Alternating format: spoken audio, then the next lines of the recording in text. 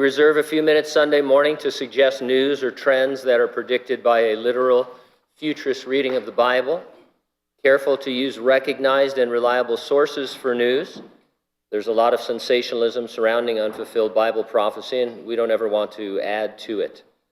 We're not saying the things we report are the definite fulfillment of particular prophecies, only that they are things you'd expect from reading the Bible.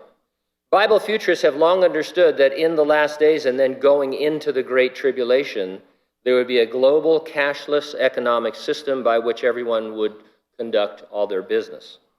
3.5 years into the tribulation, the man Revelation calls the beast, we call him the Antichrist, he has about 30 or 35 names in the Bible, he's going to demand that everyone swear allegiance to him. That is his mark. Those who won't worship him will be easily blocked from buying or selling anything because they will already be participating in this cashless global economy. COVID-19 is pushing the world population towards a global cashless economic system. It's the kind of system futurists have been predicting ever since the Apostle John wrote the Revelation over 2,000 years ago. A writer for the New York Times said, and I quote, "The pandemic is propelling a shift toward a cashless society in ways that no other single event has." In his article, he went on to say governments from India to Kenya to Sweden, as well as the United Nations, are promoting cashless payments in the name of public health. Time to swap your coins for payment cards safer for containing coronavirus, Valdis Dombrovskis, the European Commission Vice President for Financial Services, wrote on Twitter as Europe imposed quarantines. For a growing number of people sensitized by COVID-19 quarantines, cash is a fading routine. We're living through an amazing global social experiment that is forcing governments and businesses and consumers to rethink their operating modes and norms for social interaction, said Morten Jorgensen, director of RBR, based in London, a consulting firm specializing in banking technology, cards, and payments.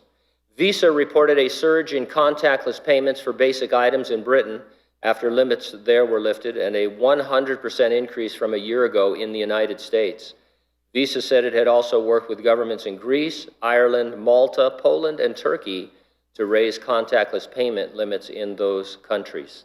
Another quote back from that Times article, "The pandemic has kind of ripped the Band-Aid off of going cashless." Axios.com said in their article, "The next big thing is contactless cards. They're pervasive in Europe and elsewhere and are just starting to hit the US in a big way. And for the first time, consumers are demanding them." Fortune.com reported a growing number of businesses, including Kroger, Walmart, and CVS, have had to stop giving change in coins.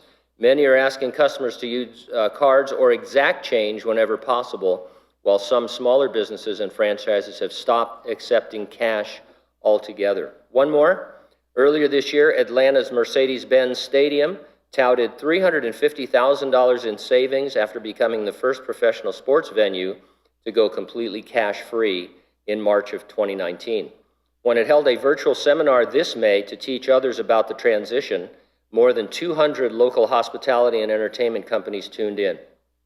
The pandemic just takes what was a slam dunk and now makes it a necessity, Steve Cannon, CEO of the stadium's parent company, told the Atlanta Business Chronicle. Now, we could certainly return to normal as if COVID-19 never happened. We're not saying we won't. But the so-called new normal may be the precursor to the dreaded mark of the beast, midway through the 7-year Great Tribulation.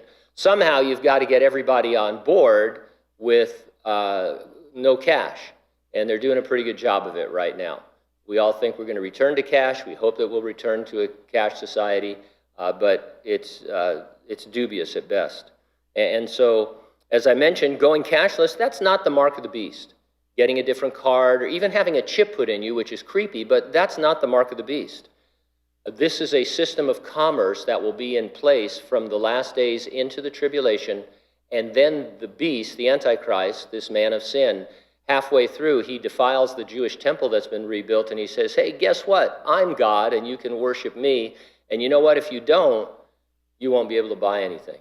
It'll be like going into PetSmart now with cash, and they'll just say, sorry, we don't accept that. And so you burn your mattress, get rid of all your cash, I guess. And so you see how this could happen. I've always believed this because the Bible teaches this, but I thought, Lord, how could this happen? How could the whole world just get on board almost overnight? It could be that this is the time.